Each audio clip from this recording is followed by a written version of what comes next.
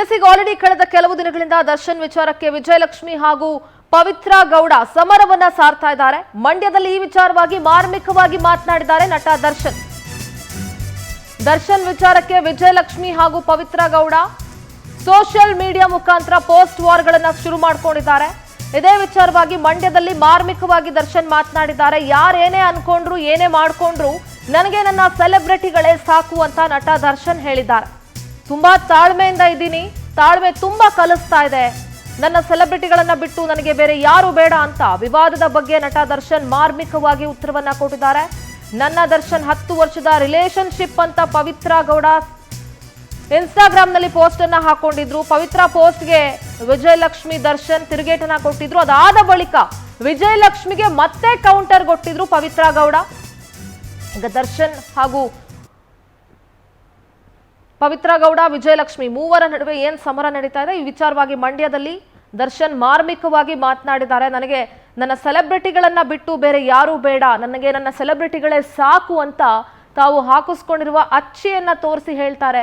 S, ನನಗೆ ನನ್ನ ಸೆಲೆಬ್ರಿಟಿಗಳು ಯಾರು ಬೇಡ, ತಾಳ್ಮೆ ತಂದುಕೊಂಡಿದ್ದೀನಿ, ಸೆಲೆಬ್ರಿಟಿಗಳು ಬಿಟ್ಟು ಬೇರೆ ಯಾರು ಬೇಡ, ತಾಳ್ಮೆ ನನಗೆ ತುಂಬಾನೇ ಕಲಿಸ್ತಾ ಇದೆ ಅಂತ ಮಂಡ್ಯದಲ್ಲಿ ದರ್ಶನ್ ಮಾತನಾಡಿದ್ದಾರೆ.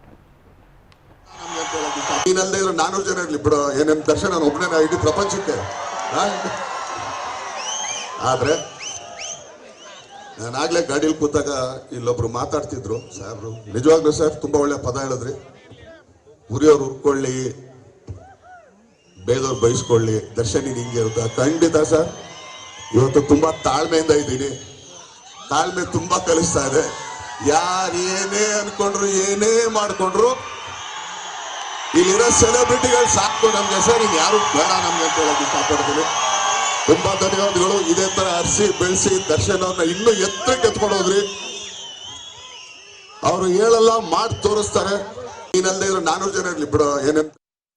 ಇದೇ ವಿಚಾರವಾಗಿ ಮಾಹಿತಿ ನೀಡ್ತಾರೆ ನಮ್ಮ ಫಿಲ್ಮ್ ಬ್ಯೂರೋ ಹೆಡ್ ಲಕ್ಷ್ಮೀನಾರಾಯಣ್. ನೇರ ಸಂಪರ್ಕದಲ್ಲಿ ಡೆಸ್ಕ್ನಿಂದ ಜಾಯ್ನ್ ಆಗ್ತಾ ಇದ್ದಾರೆ. ಲಕ್ಷ್ಮೀನಾರಾಯಣ್, ದರ್ಶನ್, ವಿಜಯಲಕ್ಷ್ಮಿ ಹಾಗೂ ಪವಿತ್ರ ಗೌಡ ಈ 3 ಜನರ ನಡುವೆ ನಡೀತಾ ಇರುವಂತಹ ವಿಚಾರ, ಯಾಕೆ ಇಷ್ಟೆಲ್ಲ ಆದ್ರೂ ದರ್ಶನ್ ಏನು ಮಾತನಾಡ್ತಿಲ್ಲ ಅನ್ನುವಂಥದ್ದು ಅವರ ಅಭಿಮಾನಿಗಳಿಗೆ ಅಥವಾ ಸೆಲೆಬ್ರಿಟಿಗಳಿಗೆ ಒಂದು ಪ್ರಶ್ನೆ ಆಗಿತ್ತು. ಮಂಡ್ಯದಲ್ಲಿ ದರ್ಶನ್ ಅವರು ಮಾತನಾಡಿದ್ದಾರೆ, ಅದು ಕೂಡ ಬಹಳ ಫಿಲಾಸಫಿಕಲ್ ಆಗಿ ಮಾರ್ಮಿಕವಾಗಿ ಮಾತನಾಡಿದ್ದಾರೆ. ಏನು ಹೇಳ್ತೀರಿ? ಎಸ್ ಸಿಂಧೂರ, ನೀವಿಷ್ಟೊತ್ತು ಸಾಕಷ್ಟು ವಿಷಯಗಳನ್ನ ಹೇಳ್ತಾ ಇದ್ರಿ. ಅದರ ಪ್ರಕಾರ ನೋಡೋದಾದರೆ ನಿನ್ನೆ 75ನೇ ಗಣರಾಜ್ಯೋತ್ಸವ ಎಲ್ಲೆಡೆ ತುಂಬ ವಿಜೃಂಭಣೆಯಿಂದ ಸೆಲೆಬ್ರೇಟ್ ಮಾಡಲಾಗಿದೆ. ಮಂಡ್ಯದಲ್ಲೂ ಕೂಡ ಪಾಂಡವಪುರದಲ್ಲಿ ದರ್ಶನ್ ಪುಟ್ಟಣ್ಣಯ್ಯರ ನೇತೃತ್ವದಲ್ಲಿ ಬಹುದೊಡ್ಡ ಒಂದು ಕಾರ್ಯಕ್ರಮ ನಡೀತು. ಒಂದು ದೊಡ್ಡ ವೇದಿಕೆ ಕೂಡ ಸಿದ್ಧವಾಗಿತ್ತು. ಅಲ್ಲಿ ನಟ ದರ್ಶನ್ ಅವ್ರನ್ನ ಕರೆದು ಕಾಟೇರ ಸಿನಿಮಾ ಏನು ಇವತ್ತು ಬಹುದೊಡ್ಡ ಸಕ್ಸಸ್ ಆಗಿದೆ, ಆ ಸಕ್ಸಸ್ಗೆ ಒಂದು ಅಭಿನಂದನೆ ಸಲ್ಲಿಸುವಂಥ ಒಂದು ನಿಟ್ಟಿನಲ್ಲಿ ದರ್ಶನ್ ಅವರು ಮತ್ತು ಆ ಚಿತ್ರತಂಡದ ಎಲ್ಲ ಕಲಾವಿದರು ತಂತ್ರಜ್ಞರನ್ನು ಕರೆಸಿ ಪ್ರಶಂಸಿಸುವಂಥ ಒಂದು ಕಾರ್ಯ ನಡೀತು. ಅದರಲ್ಲಿ ನಟ ದರ್ಶನ್ ಅವರು ಎಲ್ಲೋ ಒಂದು ಕಡೆ ಬಾಯಿ ತಪ್ಪಿನಿಂದ ಇದು 25ನೇ ಗಣರಾಜ್ಯೋತ್ಸವ ಅಂತಕ್ಕಂಥ ಮಾತನ್ನು ಹೇಳಿದ್ರು. ನಂತರ ಅದು ಅವರಿಗೆ ಅರಿವಾದ ನಂತರ ಕ್ಷಮೆ ಇರಲಿ, ಇದು 75ನೇ ಗಣರಾಜ್ಯೋತ್ಸವ ಅಂತಕ್ಕಂಥ ಒಂದು ಸ್ಪಷ್ಟನೆ ಕೂಡ ಕೊಟ್ಟರು. ಬಾಯಿ ತಪ್ಪಿನಿಂದ ಈ ಥರದೊಂದು ಅಚಾತುರ್ಯಗಳು ನಡೆಯುತ್ತೆ.